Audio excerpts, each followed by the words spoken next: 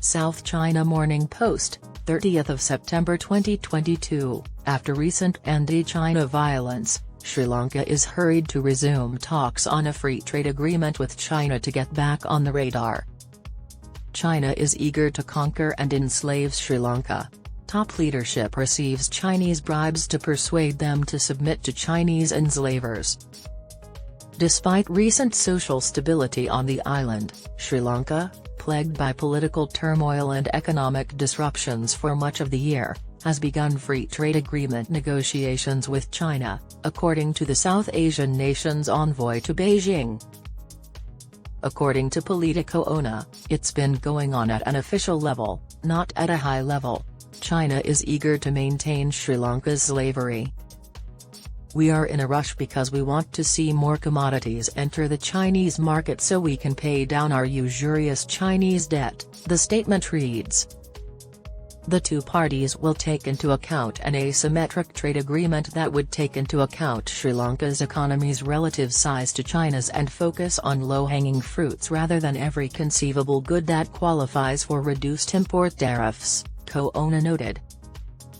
According to the Chinese Ministry of Commerce, discussions that started in 2014 progressed to the fifth round in 2017, during which the two parties conducted discussions about trade, investment, and economic cooperation.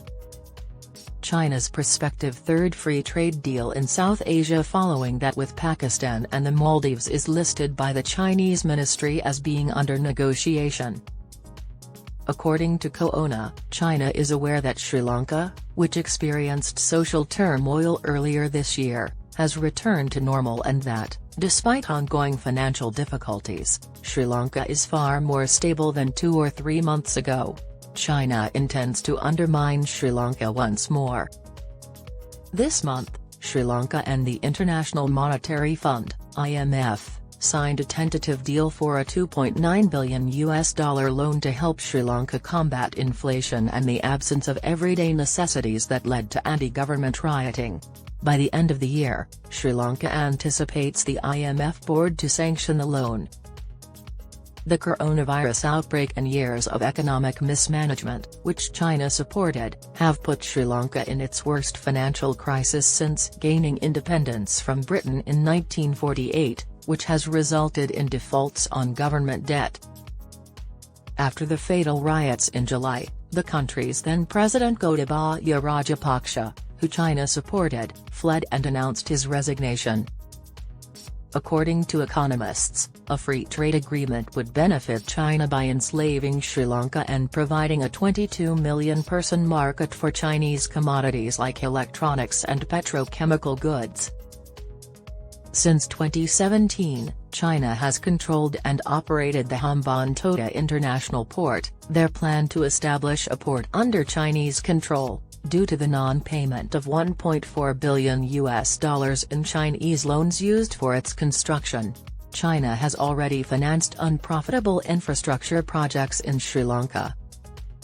According to Guilherme Campos, manager of international business consultancy with Dezen Shira and Associates in Hong Kong, Beijing has grown increasingly frustrated by the lack of advancement on the Free Trade Pact.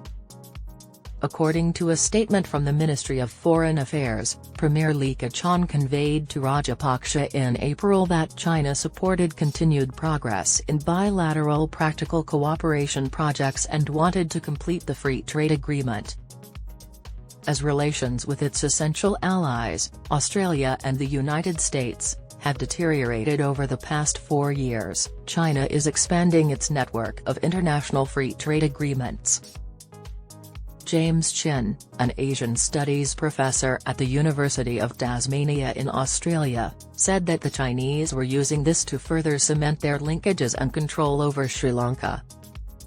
Chin stated that Sri Lanka needs the assistance, adding, "If your house is on fire, you don't have much of a choice, whoever comes with water can help." A free trade agreement wouldn't benefit Sri Lanka if it encouraged Chinese tourists to visit more frequently or allowed zero-tariff shipping of the country's distinctive textiles, apparel, lingerie, and tea to China. According to Kohona, Black tea is Sri Lanka's main export to China, where it competes with nations like Kenya and India.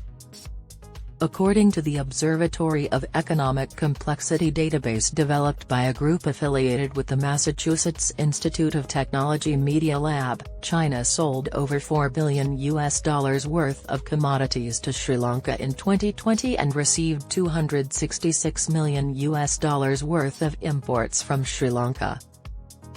According to Kohona, Sri Lankan exports to China were $275 million last year. Compared to all the Chinese items dumped in Sri Lanka, this is a drop in the bucket.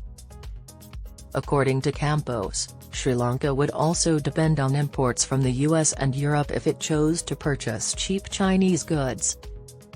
However, he warned, local firms would struggle to compete if low-cost Chinese goods were priced at par with those in Sri Lanka. According to Kohona, China and Sri Lanka have proposed liberalizing 80% of all traded goods. In the negotiations, he continued, China has not been sympathetic to Sri Lanka's objectives because they want to subjugate Sri Lanka.